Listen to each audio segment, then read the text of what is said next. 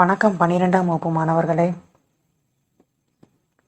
இன்னைக்கு நம்ம தமிழ் வகுப்பில் என்ன பார்க்க போகிறோம்னா இயல் 3 திருக்குறள் நம்ம பார்க்க போகிறோம். பகுதி 2 நம்ம பார்க்க போகிறோம். போன தமிழ் வகுப்பில் நம்ம பகுதி 1 பார்த்தோம். இன்னைக்கு தமிழ் வகுப்பில் என்ன பார்க்க போகிறோம், பகுதி 2 நம்ம பார்க்க போகிறோம். மாணவர்களே, நினைவு கூறுதல் பகுதியில் போன தமிழ் வகுப்பில் நம்ம என்ன பார்த்தோங்கிறத நம்ம பார்த்துருவோமா? திருக்குறளின் சிறப்புகள், திருக்குறளினுடைய சிறப்புகள்லாம் நம்ம பார்த்தோம். திருக்குறளுக்கு என்னென்ன பெயர்கள் இருக்குது, திருக்குறள் எத்தனை மொழிகளில் மொழிபெயர்ப்பு செஞ்சுருக்காங்க, திருவள்ளுவருக்கு என்னென்ன எந்த ஊரில் உயரமான சிலை வச்சுருக்காங்க நம்ம பார்த்தோம். திருக்குறளை பற்றி பாரதிதாசன் என்ன சொன்னாங்கிறதெல்லாம் நம்ம பார்த்தோம். திருக்குறளின் அமைப்பு, திருக்குறள் வந்து 3 பாலாக பிரிச்சிருக்காங்க. அறத்துப்பால், பொருள்பால், இன்பத்துப்பால்னு சொல்லி பிரிச்சிருக்காங்க நம்ம பார்த்தோம். அதில் எத்தனை இயல்கள், ஒவ்வொரு அதிகாரத்துலேயும் எத்தனை இயல்கள் இருக்குங்கிறதே நம்ம பார்த்தோம். இல்வாழ்க்கை சிறப்புற அறநெறியோடு வாழ்தலின் முக்கியத்துவத்தை நம்ம பார்த்தோம். இல்வாழ்க்கைங்கிறது அன்பும் அறமும் சேர்ந்த வாழ்க்கை தான் என்னது இல்வாழ்க்கையினுடைய அறநெறிங்கிறதே நம்ம பார்த்தோம். சேனின்றி அறிதலின் பயன்கள் நம்ம பார்த்தோம்.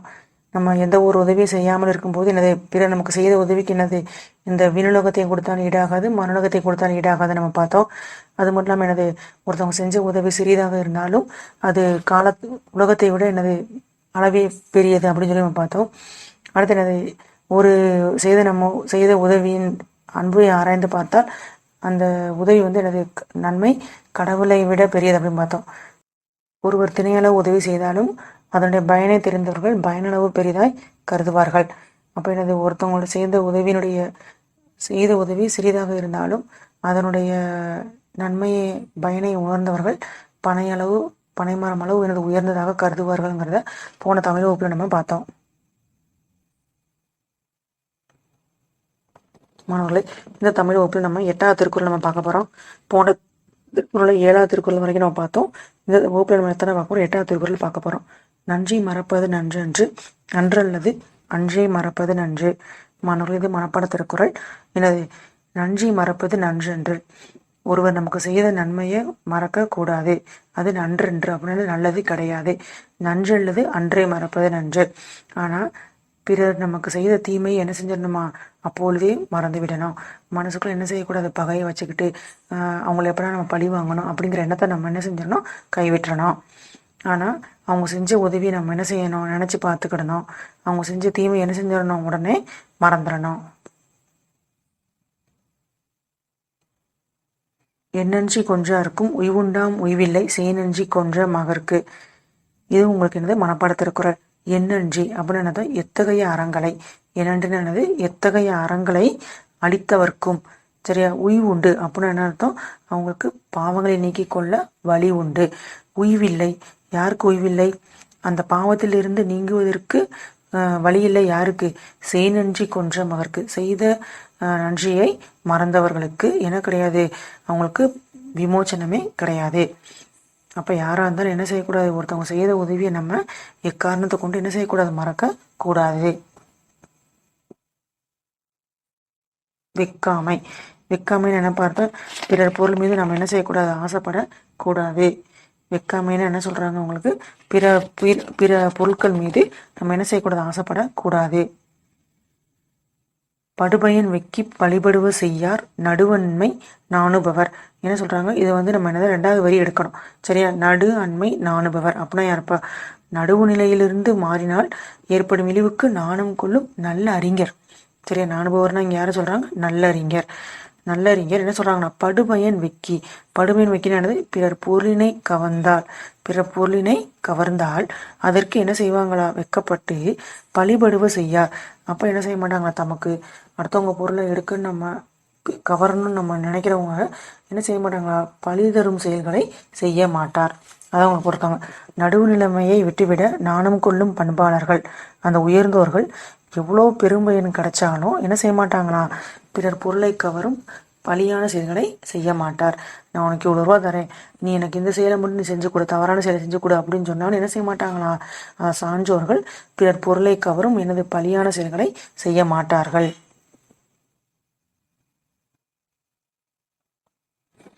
இளமின்றி வெக்குதல் செய்யார் புலம் வென்ற புண்மையில் காட்சியவர்.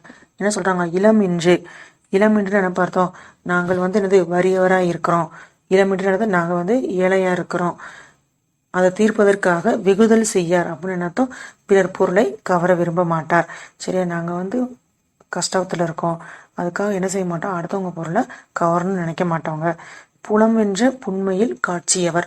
புலம் என்று எனது 5 புலன்களின் ஐந்து புலன்கள் வழி வெல்லக்கூடிய அந்த ஆசையினை எனது அடக்கியவர். புண்மையில் காட்சியவர், குற்றமில்லாத காட்சியை உடையவர். புண்மைன்னு அர்த்தம் குற்றம், இல்லைன்னு அர்த்தம் குற்றம் இல்லாத எனது காட்சியை உடையவர் ஆவார் அப்படின்னு சொல்லி சொல்றாங்க. சரியா, அப்ப என்ன சொல்றாங்கன்னா, ஐம்புலன் என்னப்ப மெய்வாய் கண் மூக்கு செவி, இந்த 5 புலன்களையும் நம்ம அடக்கி ஆளக்கூடிய அந்த தன்மையினை உடையவர். சரியா, அப்ப என்ன சொல்றாங்கன்னா, உண்ண உணவும் உடுக்க உடையும் இருக்க இடமும் செய்ய தொழில் இல்லாம தான் என்ன செய்யறான் ஒருத்தன் வந்து வறுமையில பிறருடைய பொருளை வந்து என்ன செய்யறான், அவன் வந்து கவர வந்து முயல்கிறான். சரியா, அப்ப எனது வாட்டும் வறுமையால் தான் செய்யும் தீய செயலால் நேரும் பழியையும் பாவத்தையும் எனது அவன் அறிவதில்லை. அப்ப பின்னாடி வரக்கூடிய அவன் பாவத்தை என்ன செய்ய மாட்டான், அவன் அறியாம தான் என்ன செஞ்சிட்டு இருக்கான், தவற செஞ்சிட்டு இருக்கான்.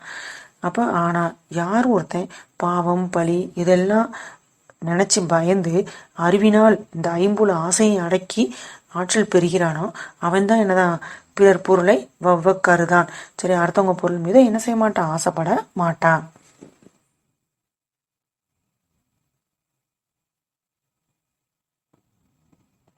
அக்காமை செல்வத்திற்கு யாதெனின் வெக்காமை வேண்டும் பிறன் கை பொருள். என்ன போட்டிருக்காங்க, இது உங்களுக்கு மனப்பாட திருக்குறள்.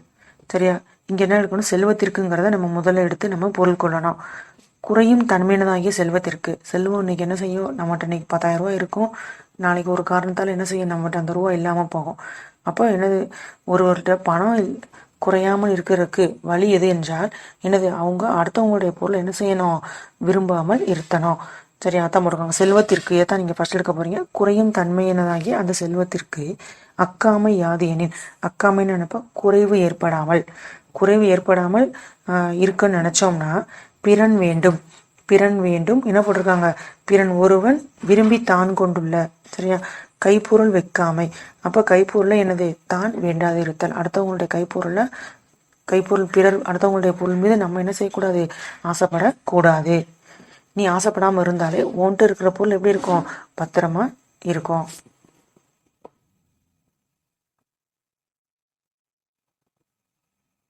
புலால் மறுத்தல். மாணவர்களை, புலால் அப்படின்னு என்ன பார்த்தா இறைச்சின்னு அர்த்தம். புலால் மறுத்தல் அதாவது என்ன சொல்றாங்கன்னா, ஊன் உண்டலை ஒழித்தல் சொல்றாங்க. சரியா, புலால் வந்து சாப்பிடக்கூடாது அப்படின்னு சொல்லி வள்ளுவர் வந்து சொல்லியிருக்காரு. திணல் பொருட்டால் கொள்ளாது உலகினின் யாரும் விலை பொருட்டால் ஊன் தருவார் இல். என்னப்பா சொல்றாங்க, அப்போ திணல் பொருட்டுனா ஊன் உண்பதற்காக. திணல் பொருட்டால என்ன பார்த்தோம், ஊன் உண்பதற்காக என்னது உலகு கொள்ளாது எனின். இதை பொருள் வந்து நம்ம மாற்றி எடுக்கணும். எப்படி எடுக்கணும், உலகு கொள்ளாது எனின். அப்போ உலகத்தில் உள்ள என்ன செய்ய மாட்டாங்களா, பிற உயிர்களை கொல்ல மாட்டார் என்றால் விலை பொருட்டு என்னது, விலைக்கு விற்று எனது பொருள் பெறுவதற்காக, அந்த கரியை என்னது விலைக்கு விற்று பொருள் பெறுவதற்காக ஊன் தருவார் யாரும் இல். ஊன் தருவார்னா ஊன் விற்பவர் எவரும் இருக்க மாட்டார். அப்போ என்ன சொல்கிறாங்க, நீ தின்பதுனால தான் அவன் கொள்றான். நம்ம கோழிக்கறியோ ஆட்டுக்கறியோ நம்ம சாப்பிட்றதுனால தான் அவர் என்ன செய்கிறாரு, கடையே வைக்கிறார். சரியா, கடையை வச்சு அந்த பறவைகளையோ விலங்குகளையும் என்ன செய்கிறார், நம்மளுக்கு அடித்து கறியாக நமக்கு தர்றார். அப்போ ஊன் உண்பதில் நம்ம விருப்பம் இருக்கிறனால தான் நம்ம என்ன செய்கிறோம், அதை விலை கொடுத்து நம்ம வாங்குறோம். அப்போ விலை கொடுத்து வாங்கி ஊன் உண்பவர் இளரெனில் எனது ஊன் விற்பவர் எனது அந்த உயிர்களை கொலை செய்வதற்கு வாய்ப்பே இல்லையே அப்படின்னு சொல்லி வள்ளுவர் மிக அழகாக சொல்றார். அப்போ சாப்பிட்றவங்க இருக்கிறதுனால தான் ஊன் விற்கிறவங்களும் என்ன செய்கிறாங்க, அந்த உலகத்தில் இருக்கிறாங்கங்கிறத வள்ளுவர்னு சொல்றார். அப்போ நீ உணவு புலால் உண்ணலைன்னா புலால் விற்கிறவங்களும் என்ன செய்ய மாட்டாங்க, இந்த உலகத்துல இருக்க மாட்டாங்க. எந்த உயிர்களுக்கும் தீங்கு செய்யக்கூடாதுன்னு சொல்லி வள்ளுவர் வந்து சொல்றாரு. வெகுளாமை. சில்லிடத்து காப்பான் சினம் காப்பான் அல்லிடத்து காக்கினேன் காவாக்கலையன். என்ன சொல்றாங்க இங்க, சினம்ங்கிறத நம்ம ஃபர்ஸ்ட் எடுத்துக்கிடணும். சினம் அதாவது தன் கோபம் செல்லக்கூடிய மெலியாரிடத்து. சரியா, மெலியாரிடத்து காப்பான எனது கோபம் கொள்ளாமல் அதனை அடக்கி ஆள்பவன். காப்பான யாரு, அந்த கோபத்தை அடக்கி ஆள்பவன். யாரிடத்து, அந்த மெல்லியாரிடத்து, தன்னின் மெல்லியாரிடத்து. தன்னை விட எனது ஒரு வயதில் குறைஞ்சவங்களோ இல்லை தன்னை விட ஒரு மென்மையான குணம் படைத்தவர்களிடத்தோ சினம் காப்பான் எனது அந்த கோபத்தை அடக்கி காப்பவனே. அல்லிடத்துன்னு என்னப்பா, தன் கோபம் செல்லாத தன்னை விட வலிமை உள்ளவரிடத்து. அல்லிடத்துனா என்னத்தம், தன் கோபம் செல்லாத தன்னை விட வலிமை உள்ளவரிடத்து காக்கின் என், கோபத்தை அடக்கினால்தான் என்ன, காவாக்கால் என், அடக்காவிட்டால்தான் என்ன அப்படின்னு சொல்லி சொல்றாங்க. சரியா? அப்போ என்ன சொல்றோம்மா, செல்லிடம் என்னது, தன் கோபம் பலிக்கக்கூடிய தன்னை காட்டிலும் மெலியவரிடம். சரியா? அடுத்து அல்லிடம் என்ன பார்த்தோம், தன் கோபம் பலிக்காத தன்னை காட்டிலும் வலியவரிடம். செல்லிடம்னா சொல்லுவாங்க, உன் கோபம்லாம் என்கிட்ட தான் நீ காட்டுவ அப்படின்னு சொல்லி சொல்லுவாங்கள்ல, அப்போ அது யாரு, மெலியவரிடம். சரியா? அல்லிடம் என்னது, தன் கோபம் உன் கோபம்லாம் என்கிட்ட வச்சுக்கிடாது அப்படின்னு சொல்லி சொல்லுவாங்கள்ல, அப்போ யாரு, அந்த கோபம் பலிக்காத தன்னை காட்டிலும் வலியவரிடம். அப்போ என்ன செய்யணும், அந்த தன்னை காட்டிலும் வலியோரிடத்து எனது சினத்தை அடக்காமல் சினம் கொண்ட போதும் அந்த சினத்தால் அவருக்கு எனது எத்தகைய தீங்கும் நேராது. அந்த அந்த கோபத்தை காத்து பயனில்லை என்பார் காக்கிலேன் காவாக்கலேன். அந்த கோபத்தை அடக்குனா என்ன, அடக்காவிட்டா என்ன. அப்போ என்ன செய்யக்கூடாது, தன்னை விட மெலியவரிடத்து நம்ம என்ன செய்யக்கூடாது, கோபப்படக்கூடாது.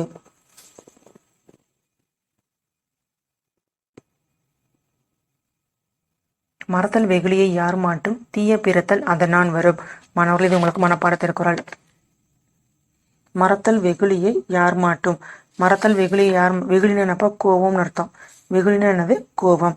யார் மாட்டும்ங்கிறத நம்ம முதல் எடுத்துக்கணும். சரியா? யாவரிடத்தும், யார் மாட்டும் என்னத்தும், யாவரிடத்தும். வெகுளியைன்னு என்ன பார்த்தோம், கோபம் கொள்ளுதலை. மறத்தல்னு என்னத்தம், தவிர்க்க வேண்டும். தீய பிறத்தல் அப்படின்னு அர்த்தம், ஒருவருக்கு தீயன எல்லாம் உளவாதல். அதனால் வரும், அக்கோபத்தால் வரும். சரியா? அப்ப என்ன சொல்றாங்க, தீமையான விளைவுகள் சினத்தாலேயே ஏற்படும் என்பதால் யாரிடத்திலும் சினம் கொள்ளாமல் அதை மறந்துவிட வேண்டும். அப்ப நமக்கு ஏற்படுகிற தீமை எல்லாம் நம்மள இருக்க கோபத்தால தான் வருதுனால நம்ம என்ன செய்யணுமோ, அந்த கோபத்தை நம்ம மறந்துடணும்.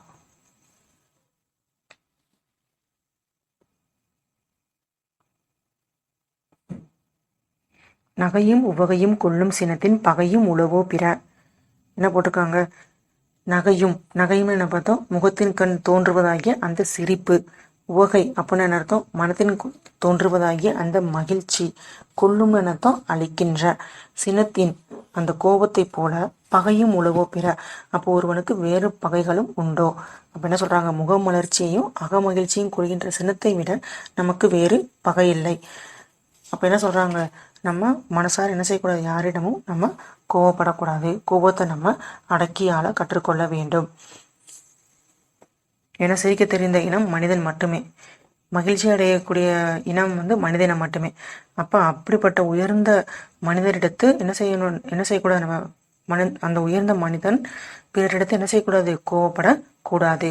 சினத்தை விட நமக்கு என்ன செய்யக்கூடாது, வேறு பகை இல்லை. தன்னைத்தான் காக்கின் சினம் காக்கு, காவாக்கால் தன்னையே கொள்ளும் சினம். இது மனப்பாட திருக்குறள். ஒருவன் எனது தன்னை காத்துக்கொள்ள விரும்பினால் என்ன செய்யணும், சினம் வராமல் காத்துக்கொள்ள வேண்டும். நீ பாதுகாக்க நினைச்சுன்னா என்ன செய்யக்கூடாது, நீ பிறர்கிட்ட நீ கோவப்படக்கூடாது. ஏன்னா கோபத்தால அழிஞ்சவங்க இந்த உலகத்துல நிறைய பேர் இருக்காங்க. அப்போ நீ என்ன செய்யணும், நீ நல்லா பாதுகாப்பா, உடல் ஆரோக்கியத்தோட நீ உன்னை நல்லா பாதுகாக்கணும்னு நீ நினைச்சேன்னா என்ன செய்யணும், கோபத்தை நீ அடக்கி காத்துக்கொள்ளணும் அப்படின்னு சொல்லி சொல்றாரு. சரியா? இப்போ ஏன்னா கோபம் இருக்கிறதுனால அடுத்த ஜென்மத்தில் நம்ம என்ன செய்வோம், பிறவி துன்பம் உண்டாகும்னு சொல்லி சொல்கிறாங்க. சரியா? அடுத்த ஜென்மத்தில் நம்ம என்ன செய்வோம், ரொம்ப ரொம்ப கஷ்டப்படுவோம். அதனால் என்ன செய், கோபத்தை நீ அடக்கியால் கற்றுக்கொள். ஏன்னா துறவிகள்லாம் சொல்லுவாங்க, துறவிகள் அவங்களுக்கு அளவுக்கு அதிகமாக கோபம் வந்துச்சு என்ன செஞ்சிருவாங்க, அவங்க சாபம் நம்ம பிறருக்கு சாபம் கொடுத்துருவாங்க. அதனால் அவங்களுடைய என்ன செய்கிறோம், தவ வலிமை அழிஞ்சிரும். அதனால் உண்டாக்கி என்னது, துன்பத்தோடு பிறவி துன்பமும் ஒருங்கடைந்தால் சினம் தன்னையே கொள்ளும். அப்போ அந்த சினமானது என்னது, உன்னையே அழிச்சிரும். இருந்திடம் தெரியாமல் என்ன செஞ்சிடும், உன்னையே அழிச்சிரும். சினம் என்னும் சேர்ந்தாரை கொண்டு இனம் என்னும் ஏம பூனையை சுடும். சினம் தன்னை சேர்ந்தவரையும் அழிக்கும் நெருப்பு போன்றது. எப்படி நெருப்பு நெருப்புல நம்ம இலையோ இல்லை பஞ்சையோ எதை நம்ம போட்டாலும் நெருப்பு அதை தனக்கு இரையாக்கி கொடுமோ, அதே மாதிரி சினம் என்னது, தன்னை சேர்ந்தவரையும் என்னது அழிக்கும் தன்மை உடையது. அது ஒருவது சுற்றம் என்னும் பாதுகாப்பு தெப்பத்தையும் சுட்டளிக்கும். ஏம புனைன்னு என்ன அர்த்தம், தெப்பம்னு அர்த்தம். ஏமம்னு என்னது பாதுகாப்பு. அப்ப சினமானது தன்னை அழிப்பதோடு மட்டுமல்லாமல் தனக்கு இனமானவரான தன்னுடைய குழந்தைகள், தன்னுடைய மனைவி, தன்னுடைய உடன்பிறப்பு, தன்னுடைய சுற்றத்தினர் எல்லாரையுமே அழித்துவிடும் தன்மை உடையது சினம். கொல்லின்னு பார்த்தோம், நெருப்புன்னு அர்த்தம். மாணவர்கள் அடுத்து நம்ம என்ன அதிகாரம் பார்க்க போகிறோம்? ஊழ் அப்படின்னு சொல்லி பார்க்க போகிறோம். ஊழ் அப்படின்னு என்ன பார்த்தோம்? நம்ம போன ஜென்மத்தில் செஞ்ச புண்ணியம் பாவத்துக்கு ஏற்பதை நம்ம என்ன செஞ்சுட்ருக்கோம், இந்த ஜென்மத்தில் நம்ம அனுபவிச்சுட்ருக்கோம் அப்படின்னு சொல்லி சொல்லுவாங்க. சில நேரங்களில் சொல்லுவாங்க, போன ஜென்மத்தில் என்ன பாவம் செஞ்சணும் இப்படி நான் அனுபவிச்சுட்ருக்கேன் அப்படின்னு சொல்லி சொல்லுவாங்கள்ல, அதைத்தான் ஊழ் அப்படின்னு சொல்லி சொல்லுவாங்க. அதை மட்டும் நல்வினை தீவினை ஆகியன செய்தவனே என்னது சென்று அடைவதற்கு எதுவாகிய அந்த வழிதான் என்னது ஊழ். நம்ம போன ஜென்மத்தில் செஞ்ச நல்வினை தீவினைக்கு ஏற்ப இந்த ஜென்மத்தில் நம்ம என்ன செஞ்சுட்ருக்கோம், அந்த பாவங்களையோ புண்ணியங்களையும் நம்ம என்ன செஞ்சுட்ருக்கோம், அனுபவிச்சுட்டு இருக்கோம். இப்போ அதுலேருந்து நம்ம பார்க்க போகிற திருக்குறள், நுண்ணிய நூல் பல கற்பினும் மற்றும் தன் உண்மை அறிவே மிகும். என்ன சொல்கிறாங்கன்னா, ஒருவர் நுண்ணிய நூல் பல கற்பினும், ஒருவன் நுட்பமான பொருட்களை கோரும் நூல்களை பல கற்றிருந்தாலும் சரியா, மற்றும் தன் உண்மை அறிவே மிகும் அப்படின்னு சொல்லி சொல்கிறாங்க. அந்த நூலறிவை என்னது பின்தள்ளி ஊழறிவு தான் என்னது முன்னின்று கைகூடும் அப்படின்னு சொல்லி சொல்கிறாங்க. அவன் எவ்வளோதான் படிச்சிருந்தாலும் சில இடங்கள் என்னது அவன் செஞ்ச ஊழ்வினை காரணமாக அவனுடைய இயல்பாக உள்ளதாகும் அந்த அறிவு தான் என்னது மேலோங்கி தோன்றும். நல்லா படித்தவன் இப்படி பேசிட்டானே அப்படின்னு சொல்லி சொல்லுவாங்க. அப்போ இப்படி பேசிட்டானே அப்படின்னு சொல்லி காரணம் என்னது, அந்த ஊழ். அந்த போன ஜென்மத்தில் செஞ்ச அந்த அந்த கர்மங்களின் அடிப்படையில் ஏற்றவாறு அந்த வினை வந்து அவனுக்கு அமைகிறது. அதை மட்டும் ஒருவன் நுட்பமான நூல் பலவற்றை கற்றிருந்தாலும் அவருக்கு இயல்பாக உள்ளதாகும் அறிவே மேலோங்கி தோன்றும். அவருக்குன்னு அந்த இடத்துல என்ன அறிவு இருக்கோ அதுதான் என்ன ஆகும், மேலோங்கி தோன்றும் அப்படின்னு சொல்லி சொல்லுவாங்க.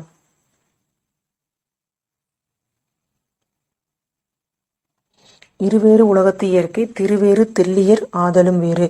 என்ன சொல்கிறாங்க, இருவேறு உலகத்து இயற்கை. அப்போ உலக இயல்பு வந்து இரு வகைப்படும் அப்படின்னு சொல்லி சொல்கிறாங்க.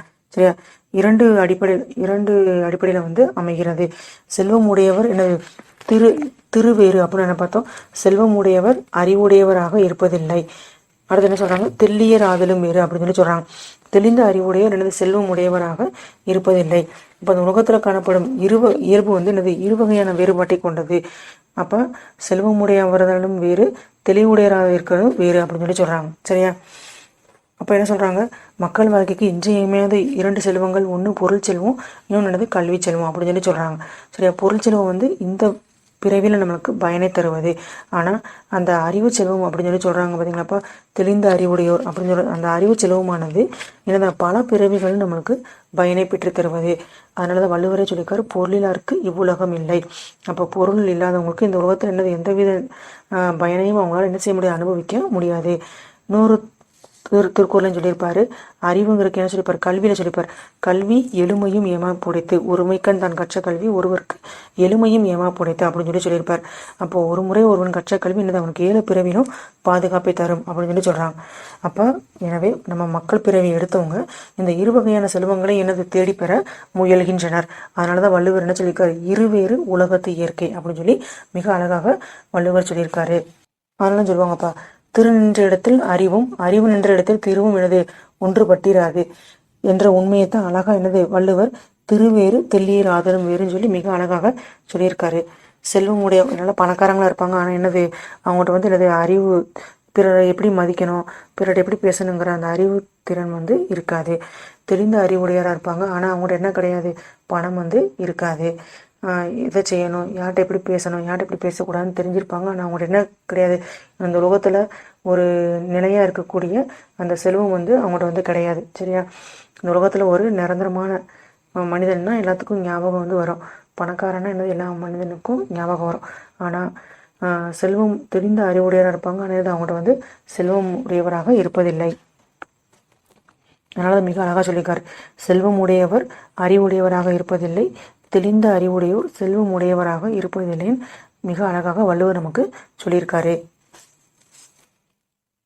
மாணவர்களை நம்ம தொகுப்பு நம்ம பார்த்துருவோமா, நன்றி மறத்தல் கூடாது. ஒருத்தவங்க செய்த உதவி நம்ம என்னது வாழ்க்கையில் நினைக்கும் மறத்தக்கூடாது அப்படின்னு சொல்லி நம்ம பார்த்தோம். மறத்தல் கூடாதுங்கிறத நம்ம பார்த்தோம். அப்போ எல்லாத்துக்கும் பாவத்திற்கு வழி உண்டு, ஆனால் ஒருத்தவங்க செய்த உதவியை மறந்தவங்களுக்கு என்ன கிடையாது, பாவம் மன்னிப்பே கிடையாதுங்கிறத பார்த்தோம். புலன்களை வென்றவர் பிறர் பொருளை கைப்பற்ற விரும்ப மாட்டார். அப்போ 5 புலன்களையும் அடக்கி ஆள்றவர் என்ன செய்ய மாட்டாங்க, அடுத்தவங்க பொருளுக்கு ஆசைப்பட மாட்டாங்கிறத நம்ம பார்த்தோம். பிறன் பொருளை விரும்பாமையே தன் பொருளை பாதுகாக்க வைத்திருக்க வழியும் ஆகும். அடுத்தவங்க பொருளுக்கு நீ ஆசைப்படாமல் இருந்தாலே உன் பொருள் உங்ககிட்ட எப்படி இருக்கும், பத்திரமா பாதுகாப்பாக இருக்கும். அதையும் நம்ம பார்த்தோம். புலான் மறுத்தல். சரியா, ஊன் உண்ணக்கூடாது அப்படிங்கிறதே வள்ளுவர் வந்து சொன்னார். நம்ம ஊன் உண்ணலைன்னா ஊன் விற்பவர் கடை என்ன செய்யாது இருக்காதுங்கிறதையும் வள்ளுவர் வந்து சொன்னார். ஏன்னா பிற உயிர்களை வற்புறுத்தக்கூடாது, துன்புறுத்தக்கூடாதுங்கிறத வள்ளுவர் வந்து சொல்லியிருக்காரு. தீமை பயத்தினால் சினத்தை கைவிடுதல் நல்லது.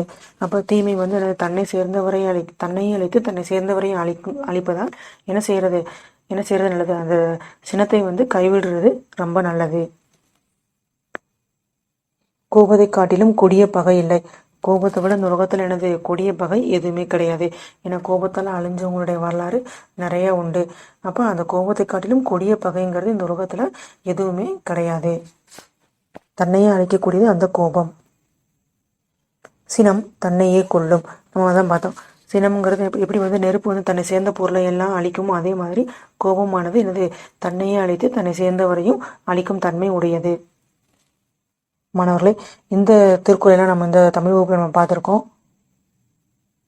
மாணவர்களே, மிஸ் உங்களுக்கு வீடு பாடம் கொடுத்துருக்கேன். மனப்பாட திருக்குறள் இருக்கு பார்த்தீங்களாப்பா, ஸ்டார் போட்டிருக்கேன்ல, அந்த ஸ்டார் போட்ட திருக்குறளெல்லாம் நீங்கள் என்ன செஞ்சுருக்கணும், படித்து வகுப்பு நோட்டில் எழுதியிருக்கணும்.